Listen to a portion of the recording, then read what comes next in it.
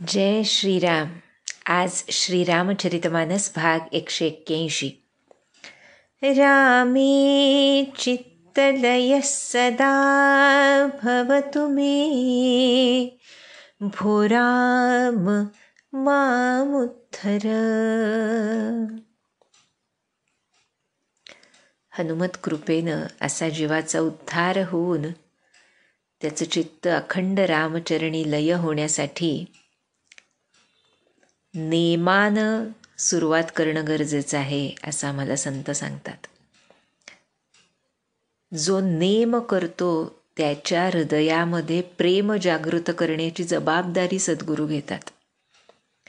नेमामध्ये जो टाळाटाळ करतो तो प्रेमाला मुकतो, म्हणजे खरोखर जीवनधनाला मुकतो.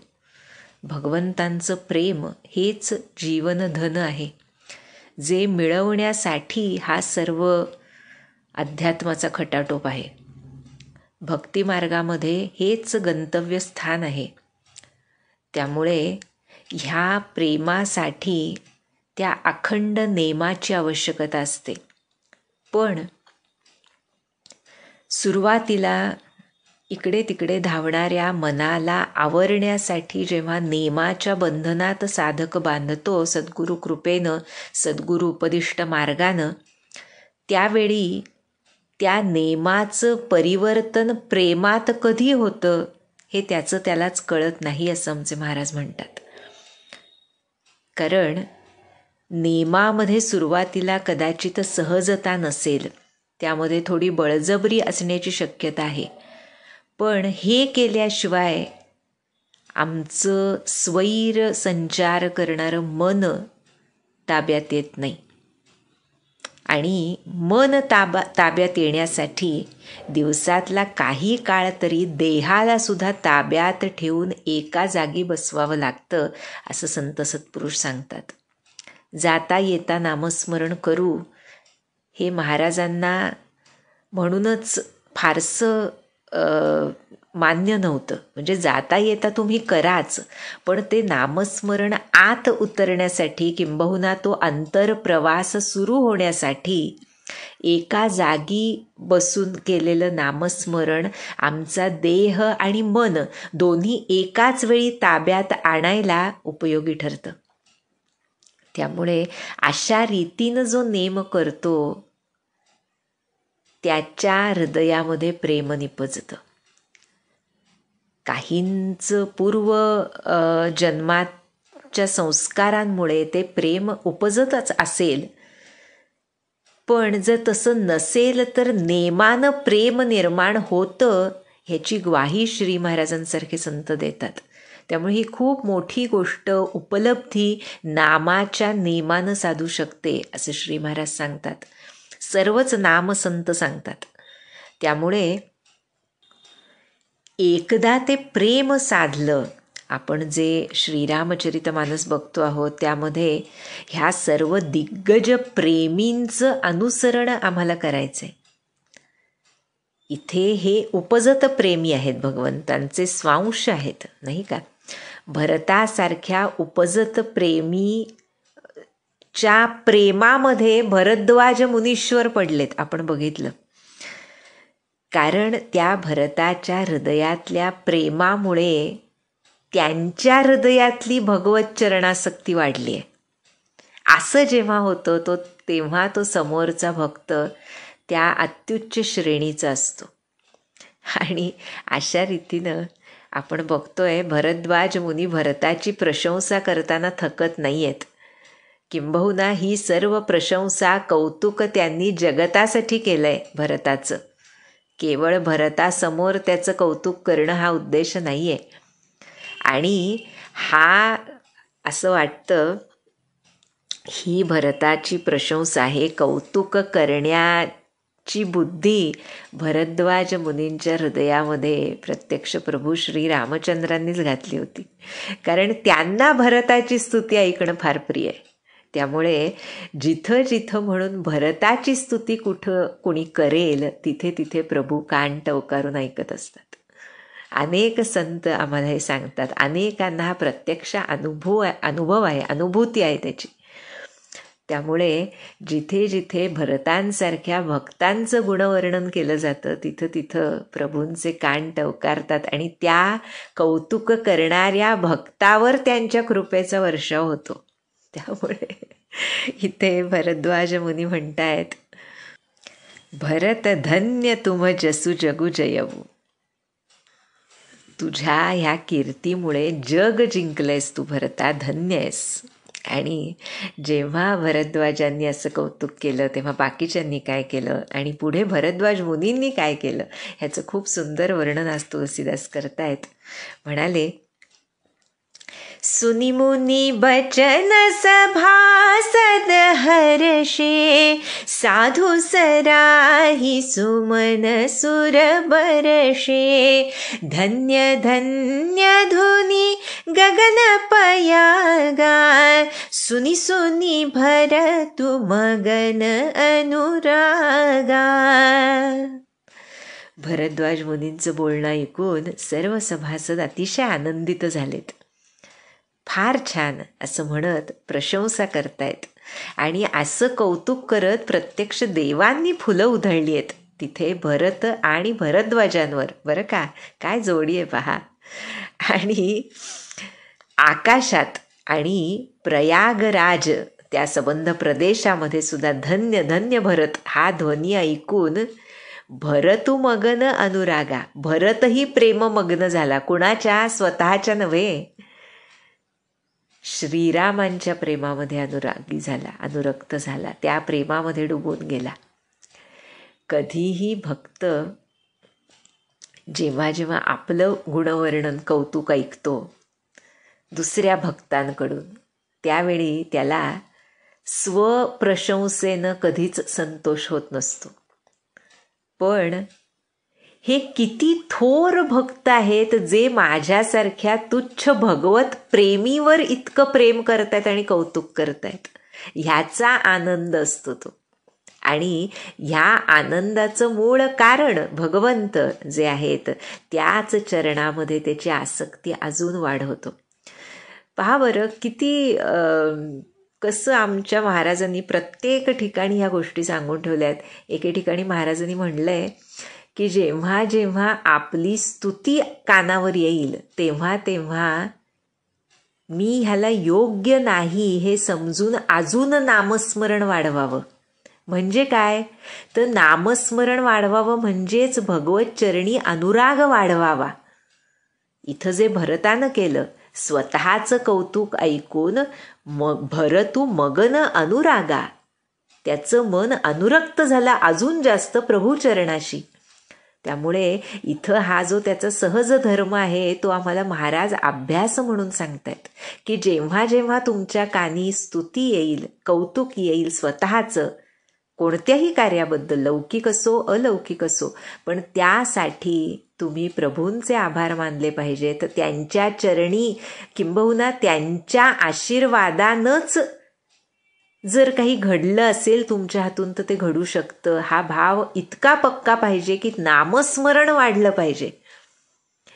महाराजांची प्रत्येक गोष्ट आम्हाला त्या एकाच स्थानी घेऊन जात असते आणि त्याचं कारण जे आहे ते इतकं मोठं आहे जे इथे आम्हाला भरत सांगतायत. सुनी सुनी भरतू मगन अनुरागा, ते कौतुक ऐकून ऐकून भरत अनुरागामध्ये मग्न झालेत. आणि काय म्हणतायत, पुलक गात हिय रामुसिय सजल सरोरुह नयन, करी प्रणामु मुनी मंडली बोले गद गद बैन. भरताचं शरीर रोमांचित झालंय ते कौतुक ऐकून, प्रभूचरणी अनुरक्त होऊन. का बरं तर हिय रामुसिय, त्याच्या हृदयामध्ये श्री सीताराम विराजमान आहेत आणि त्यामुळे त्या सीतारामांच्या अंतर्दर्शनानं त्याचे कमल नयन प्रेमाश्रूंनी भरून गेलेत. त्यामुळे त्या सर्व मुनिमंडली त्यांना प्रणाम करतोय भरत आणि सद्गदित वाणीनं म्हणतोय गद गद बैना. काय मुनि समाजो अरु तीरथ राजो, साची हूँ सपथ अघाई अकाजो। एहि थल जऊँ किछु कहिया बनाई, एहि सम अधिकन अघ अधमाई। तुम सर्वज्ञ कहाऊँ सति भाऊ, उर अंतर जामी रघुराऊ। मोहिन मातु करत बकर सोचू, नहीं दुख जिया जगु जानी ही पोचू। नाही न डरू बिगरी ही परलोको, पितहु मरन कर मोहिन सोकू। सुकृत सुजस भरी भुवन सुहाए, लक्ष्मण राम सरिस सुत पाए। राम बिरह तजि तनु छन भंगु, भूप सोच कर कवन प्रसंगु। राम लखन सियु बिनु पग पनहि, करि मुनि बेश फिरहि बन बनहि। अजिन बसन फल असन मही, सयन डासी कुसपात। बसी तरु तर नित सहत हिम, आतप बरषा बात। एहि दुख दाह दहई दिन छाती, भूखन बासर निदन राती। एहि कुरोग कर औषधु नाही, सोधेउ सकल विश्व मन माही। मातु कुमत बढ़ई अघमूला, तेहि हमार हित किन्ह बसूला। कलिकु काठ कर किन्ह कुजंत्रु, गाड़ी अवधि पढ़ी कठिन कुमंत्रु। मोहि लगियहु कुठा टूटे ही ठाटा, घाले सी सब जगु बारह बाटा। मिटई कुजोग राम फिरि आए, बसई अवध नहीं आन उपाए। भरत बचन सुनि मुनि सुख पाई, सबहि कीन्ही बहु भांति बड़ाई।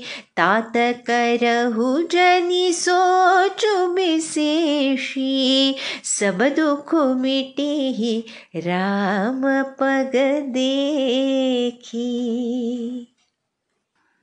भरत ह्या सर्व मुनी समुदायाला सांगतोय की मी प्रामाणिकपणे सांगतोय बरं का.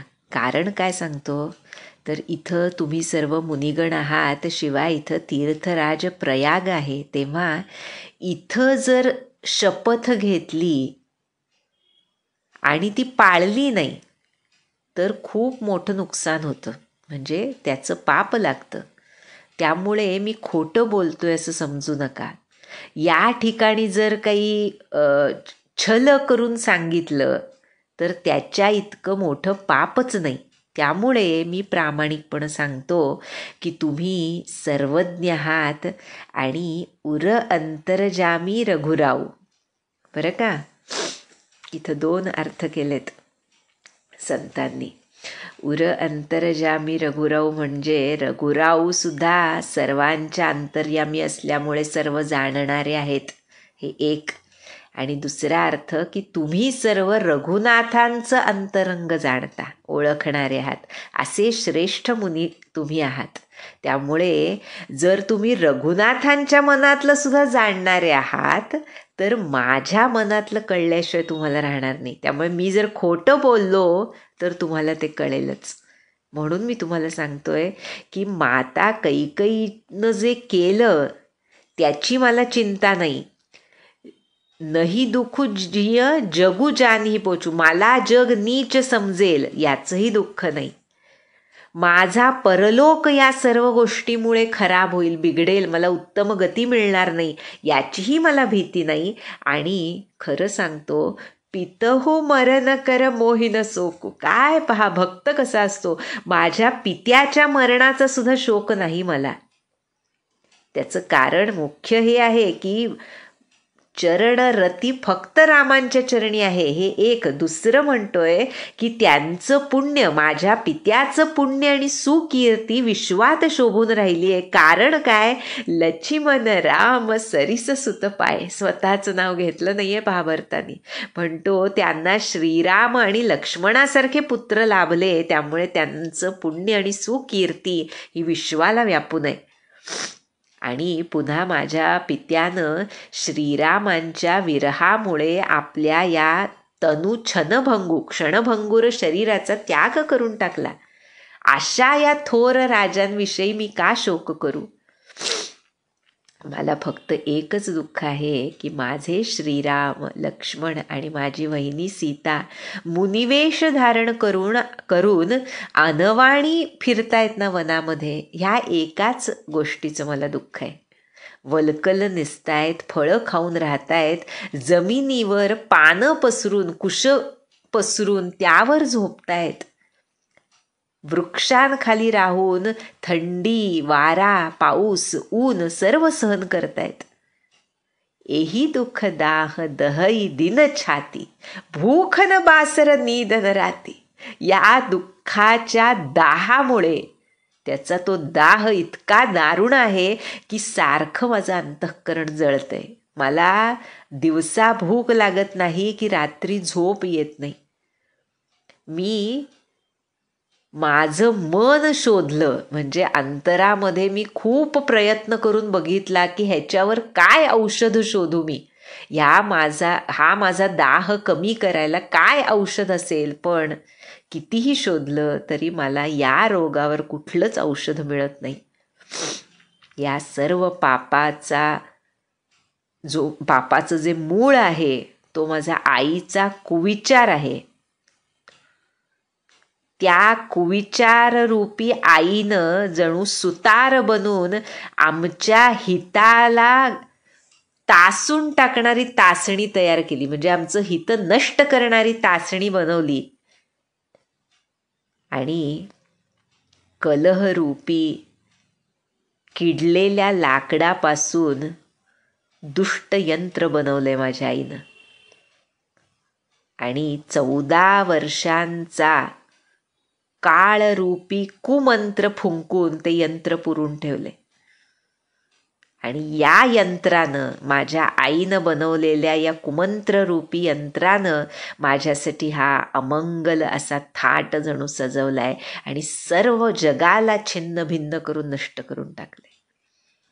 त्यामुळे मिटई कुजोगु राम फिरी आई, बसई अवध नाही आन उपाय. हा कुयोग श्रीरामचंद्र परत आल्यावरच नष्ट होऊ शकेल, मगच अयोध्या नांदू शकेल. दुसऱ्या कोणत्याही उपायानं हा कुयोग नष्ट होऊ शकत नाही. असं हे भरताचं प्रामाणिक बोलणं ऐकून सर्व मुनिवृंदाला सुद्धा बरं वाटलं मनामध्ये. कारण प्रत्येकालाच श्रीरामांनी परत यावं ही सुप्त इच्छा कुठंतरी आत होतीच. त्यामुळे सर्वांनी भरताच्या स्वभावाला, शीलाला, त्याचे गुण बघून त्याचा अनेक प्रकारे गौरव केलाय. आणि मुनीश्वर भरद्वाज सांगतायत की तात करहु जनी सोचू विशेषी, सब दुखू मिटीही रामपद देखी. अरे भरता, जास्त काळजी करू नकोस. जेव्हा तुला श्रीरामांच्या चरणांचं दर्शन होईल त्यावेळी तुझं सर्व दुःख नाहीस होईल बाळा, काळजी करू नकोस. अशा रीतीनं पुढं मुनीश्वर म्हणाले, करी प्रबोधु मुनी बर कहिऊ, अतिथी प्रेम प्रिय हो. कंद मूल फल फूल हम, देही लेहु करी छोहू. अशा रीतीनं भरद्वाज म्हणतायत भरताचं समाधान करून की आता तुम्ही सर्वजण इथं आलाय, आमचे अतिशय प्रेमप्रिय असे पाहुणे आहात, तुम्ही अतिथी आहात. त्यामुळे आम्ही जी कंदमुळं फळं फुलं तुम्हाला देतो त्याचा स्वीकार कृपा करून करावा. काय पहा भरद्वाजांचे शब्द आहेत. म्हणजे भरताची विशेषता, त्याचा मोठेपणा भरद्वाज किती पूर्णपणे जाणून आहेत हे त्यांच्या व्यवहारातून सुद्धा प्रकट होतं. कसं असतं पहा, अनेकदा ना आम्ही म्हणतो की संतांप्रती सत्पुरुषांप्रती आमचा जो आदर असतो तो मनामध्ये असतो. असं अनेक प्रकारच्या आत्मवंचनांमध्ये ह्याचंही एक स्थान आहे खरं, की अनेकदा असं वाटतं की मनामधून आम्हाला त्यांच्याबद्दल प्रेम आहे, त्यांचा आदर आहे. मग तो व्यवहारात दिसला न दिसला काय फरक पडतो. पण खरं प्रेम तेच जे कृतीमधून व्यक्त होतं. खरा आदर तोच जो पदोपदी त्या संतांच्या प्रती आमचा दिसून येतो, दाखवण्यासाठी नव्हे पण सहज रीतीनं तो प्रकट होत असतो. अनेक लहान मोठ्या गोष्टींपासून याची सुरुवात होते. इथे भरद्वाज मुनी अनेक उदाहरणं तशी देता येतील जिथं महाराजांनी आम्हाला सांगितलंय की संत सत्पुरुषांप्रती, थोर साधकांप्रती, अगदी नामस्मरण करणाऱ्या सर्वच साधकांप्रती आमचा भाव कसा असावा, किती काळजीपूर्वक कोणत्याही प्रकारचा त्रास त्यांना न होता असं आमचं वर्तन असावं. या सर्व गोष्टी आमच्या मनातला आदर दाखवतात. ह्याच्या विपरीत भावना आणि कृती आमच्या मनातला निरादर दाखवतात. त्यानं त्यांना काही फरक पडत नसला, त्या संत सत्पुरुषांना साधकांना काही फरक पडत नसला तरी त्यामुळे आमचं अंतःकरण दूषित होऊन चित्तशुद्धीची एक मोठी संधी आम्ही हुकवतो. त्यामुळे आमचा व्यवहार कसा आहे यावरून आमच्या अंतरंगातलं प्रेम काय प्रतीचं आहे हे समजू शकतं. त्यानुसार इथं भरद्वाज मुनी भरताला म्हणतायत की कृपा करून प्लीज, आपण म्हणतो ना तसं.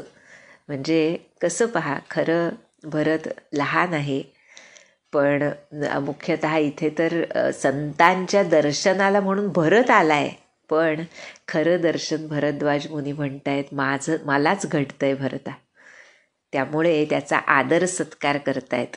पण झालं असं की भरताच्या हृदयामध्ये आपल्याला माहिती आहे ती बोच आहेच, त्यामुळे आता करायचं काय हा विचार भरताच्या मनाला थोडासा त्रास देतोय, काळजी वाटते त्याला.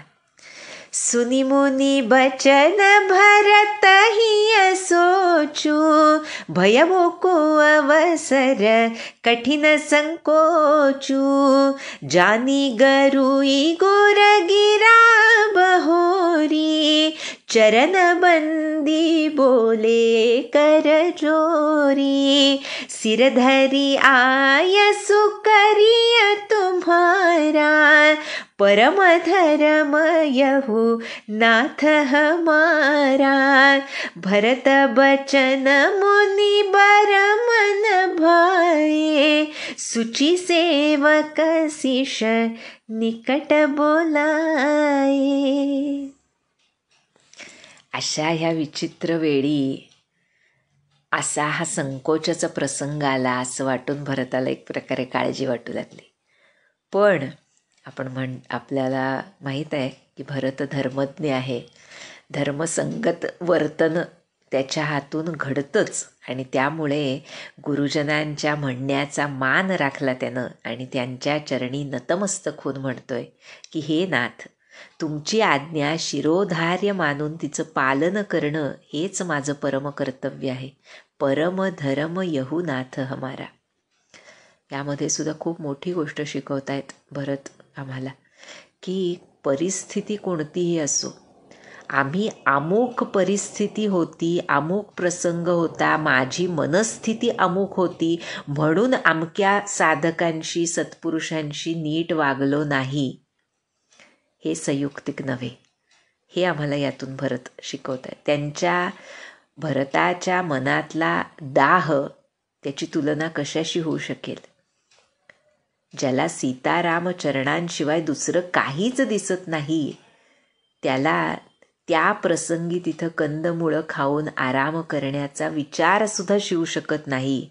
पण धर्मसंगत हेच आहे की तिथं जे संत सत्पुरुष सांगतायत ते श्रेष्ठ ऋषी आहेत आणि त्यामुळे त्यांच्या मनाला, त्यांच्या मताचा आदर हा केलाच पाहिजे.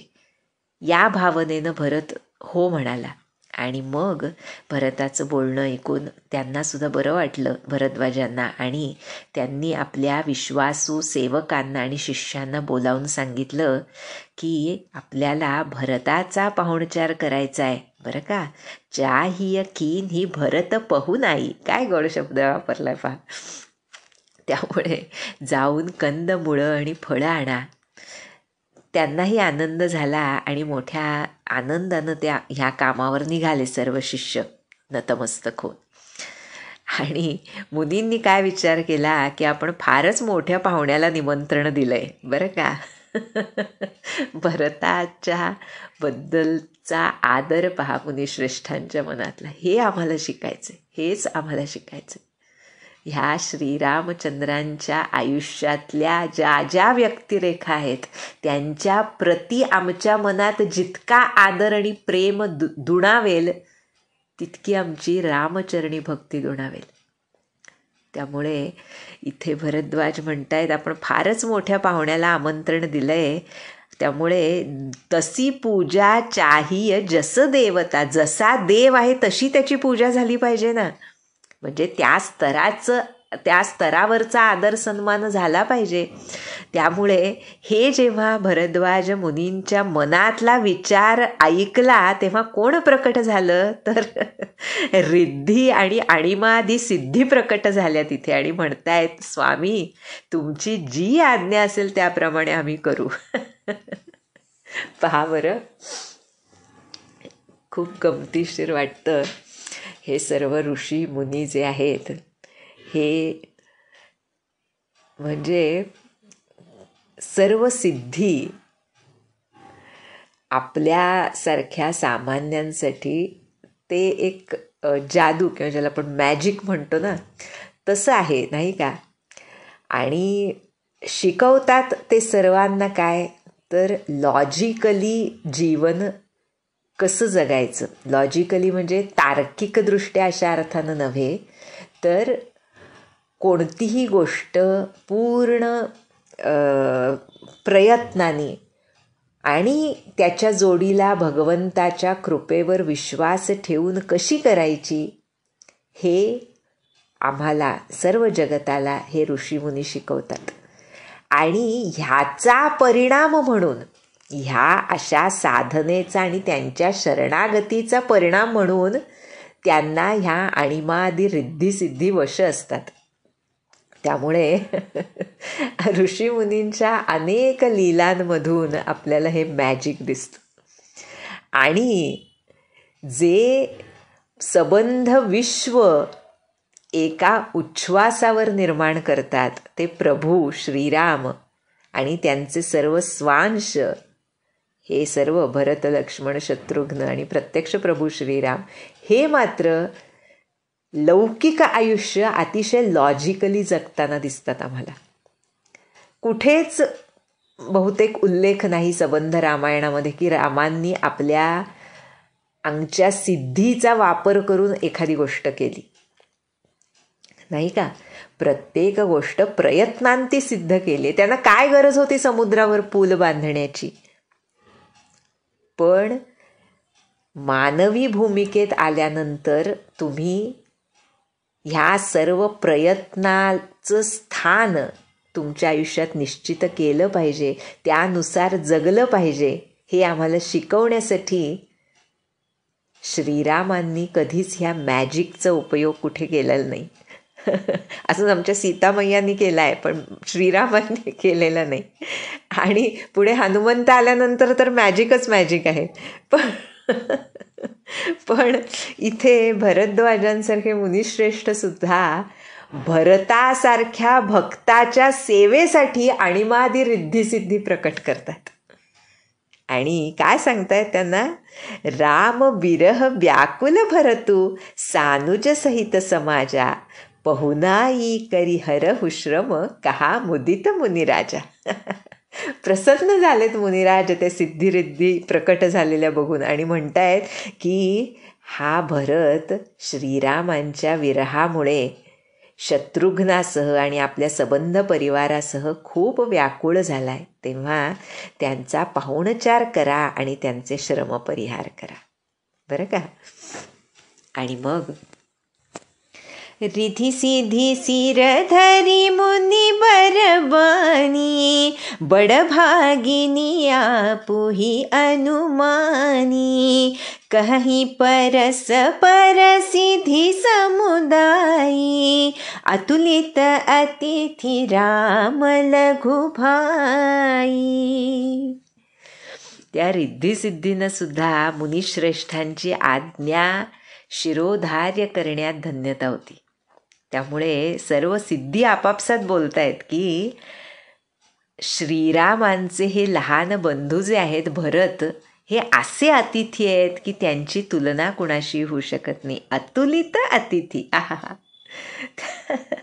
त्यामुळे त्या सिद्धी म्हणतायत मुनिपद बंदी करिया सोईयाजू होई सुखी सब राम समाजू अस कही रचे हो रुचिर ग्रहनाना जेही बिलो की बिल खाही बिमाना भोग विभूति भूरी भरी राखे देखत जिन्हि अमर अभिलाषे दासी दास साजु सब लीने जोगवत रहि मन ही मनु दीन्हे सब समाजु सजी सिद्धि पल माही जे सुख सुरपुर सपने हु नाही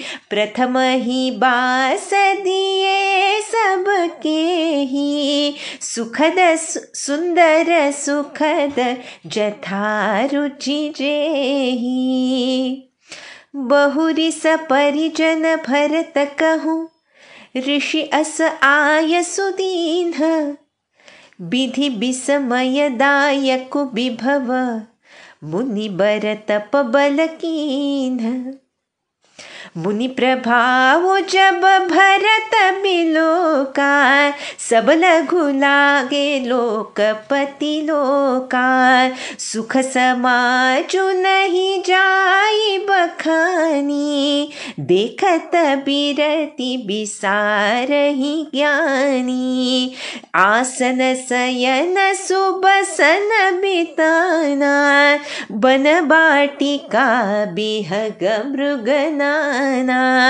सुरभि फूल फल अमीय समाना बिमल जलाशय विविध विधाना असन पान सुचि अमीय अमी से देखी लोग सकुचात जमी से सुर सुर भी सुर तरु सब ही के लखी अभिलाषु सुरेश सची के ऋतु बसंत बह त्रिविध बयारी सब कह सुलभ पदारथ चारी स्रक चंदन वनितादिक भोगा देखी हर्ष विस्मय बस लोगा संपत्ति चकई भरतु चक मुनि आयस खेलवार तेहि निसी आश्रम पिंजरा राखे भाभिनुसार. त्या सर्व रिद्धी म्हणतायत की आज या सर्व राजपरिवाराला सुख लाभेल असं केलं पाहिजे बरं का. असं म्हणून त्यांनी अनेक सुंदर सुंदर घरं तयार केली त्या वनामध्ये तिथे, ज्या पुढं राजमहालही तुच्छ वाटावेत अशी घरं होती. अनेक भोग पदार्थ थाटमाट करून ठेवले, जे बघून देवांना सुद्धा हेवा वाटला बरं का. दास दासी सर्व सामग्री घेऊन ज्याप्रमाणे ज्यांना जे हवंय त्याप्रमाणे करू लागल्या. स्वर्गात सुद्धा स्वप्नामध्ये सुद्धा जी सुख सामग्री असू शकत नाही, त्या सर्व गोष्टी सिद्धींनी क्षणामध्ये तिथे हजर केल्या. सर्वांना त्यांनी सुरुवातीला त्यांच्या आवडीप्रमाणे अतिशय सुखद अशी निवासस्थानं दिली आणि नंतर भरताला आपल्या कुटुंबासह राहण्यासाठी जागा दिली, कारण ऋषींनी तशी आज्ञा केली होती. म्हणजे भरताला मुख्य काळजी आपल्याबरोबर असणाऱ्या सर्व अयोध्यावासियांची होती. त्यामुळे अगोदर त्यांना निवासस्थानं देऊन मग भरताची व्यवस्था करा असं प्रत्यक्ष मुनीश्वरांनी सांगितलं होतं. त्याप्रमाणे ती सर्व व्यवस्था त्या रिद्धिसिद्धींनी केली. आणि तुलसीदास म्हणतात की आपल्या तपोबलानं, काय बळ असतं पहा तपश्चर्येचं, सहज असतात ह्या गोष्टी त्यांच्यासाठी. आणि असं समजू नये आपण की हे त्रेतायुगातच आहे बरं का. आजच्या काळात सुद्धा असे ऋषी मुनी, असे संत अगदी साध्या वेशात सुद्धा असू शकतात. आपल्याला ओळखता आलं पाहिजे आणि त्यांचं अनुगत्य करून राहता आलं पाहिजे, त्यांना अनुसरता आलं पाहिजे. त्यांनी जशी साधना केली तशी करण्याची इच्छा मनामध्ये जागृत झाली पाहिजे. त्या रिद्धिसिद्धी मिळवण्यासाठी नव्हे, पण त्यांची अंतरस्थिती प्राप्त करून घेण्यासाठी.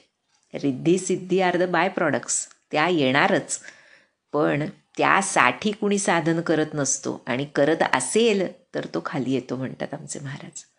त्यामुळे ह्या ऋषीमुनींची साधना त्यांच्यासाठी नसते, पण त्या रिद्धिसिद्धी त्यांच्या त्या भगवत प्रेमाला वश होऊन त्यांच्या चरणी येतात. जिथं मोक्षश्री त्या ऋषीमुनींच्या चरणाशी असते तिथं रिद्धिसिद्धींची काय कथा. त्यामुळे ब्रह्मदेवालाही थक्क करून सोडणारं वैभव तिथं मुनिश्रेष्ठ भरद्वाजांनी भरून टाकलं होतं आपल्या तपाच्या प्रभावानं. आणि जेव्हा भरतानं हा मुनींचा प्रभाव बघितला तेव्हा इंद्र, वरुण, यम, कुबेर इत्यादी लोकपालांचे सुद्धा लोक तुच्छ असे त्याला वाटले. ज्ञानी लोक सुद्धा जी सुख बघून वैराग्य विसरून जावेत अशा त्या सुखसामग्रीचं वर्णन काय करावं म्हणतात तुलसीदास.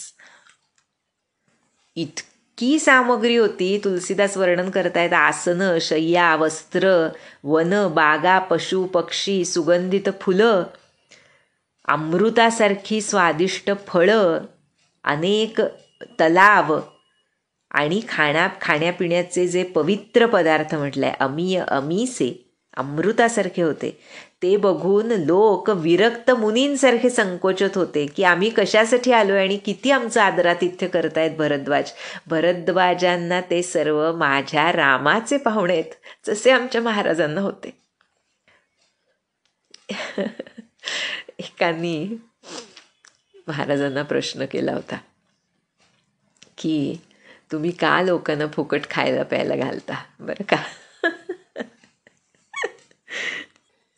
असं म्हणू नये म्हणायचे महाराज बरं का, त्यांना नाही आवडायचं, पण असे प्रश्न असायचेच. आणि महाराजांचं उत्तर तर असायचंच की हे कोण आहेत असं वाटतं तुम्हाला, मी त्यांना रामाचे पाहुणे समजतो आणि म्हणून त्यांना त्यांचं आदरातिथ्य करायला, त्यांना खायला घालायला मला आवडतं.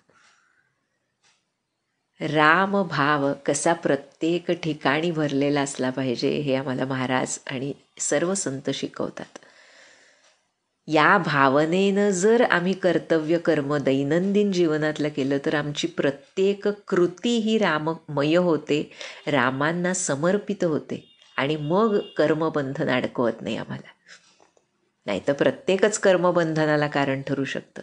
पण ज्या वेळेला अशा रामभावानं ते कर्तव्य कर्म घडतं, मग अगदी कोणतंही असो, असं एकही कर्म नाही सबंध दिनक्रमामधलं जे रामभावानं करता येऊ शकत नाही, हे आम्हाला संतश्रेष्ठ शिकवत असतात. त्यामुळे इथे आमच्या महाराजांसारखं भरद्वाज मुनींनी सर्वांना रामभावानं माझ्या रामाचे पाहुणे असं समजून त्यांचं आदरातिथ्य केलंय. तुलसीदास म्हणतात, वसंत ऋतू आहे होता त्यावेळेला अनेक प्रकारचं सुगंधी वारं वाहतंय. अशा वेळेला सर्वांनाच धर्मादी चारही पदार्थ, धर्म अर्थ काम मोक्ष, हे सुलभ होते. तिथे असलेल्या त्या सर्व गोष्टी सर्व लोक हर्षित आणि विस्मित दिसत आहेत.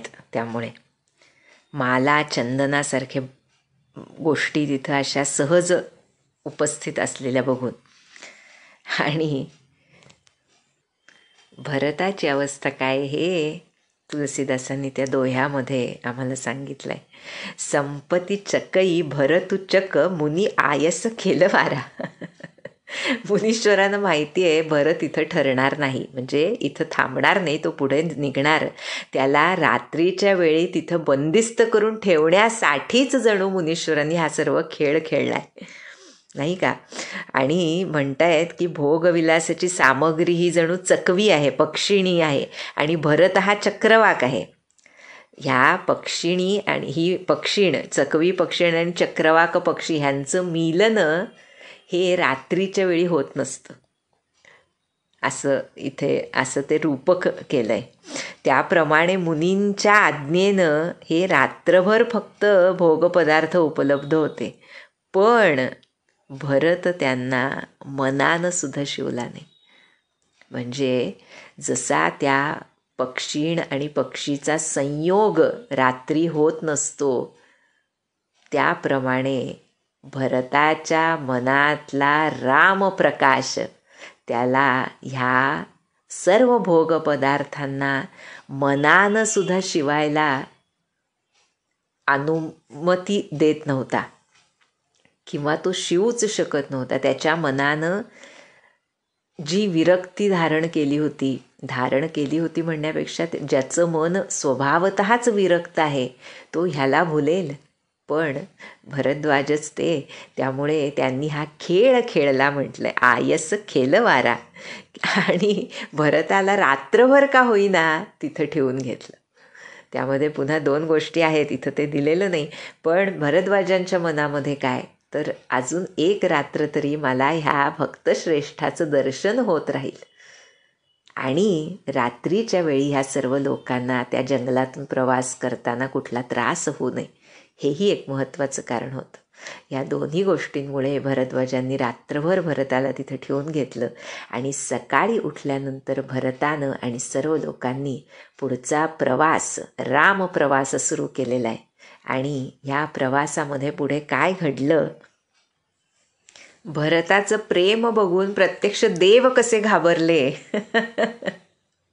इंद्र कसे घाबरले, आणि पुन्हा त्यांना सुद्धा त्यांच्या गुरूंनी बृहस्पतींनी कसं समजावलं, ह्याची अतिशय गोड गोष्ट तुलसीदास सांगणार आहेत. ती आपण पुढच्या भागात बघूया. जानकी जीवन स्मरण. जय जय राम.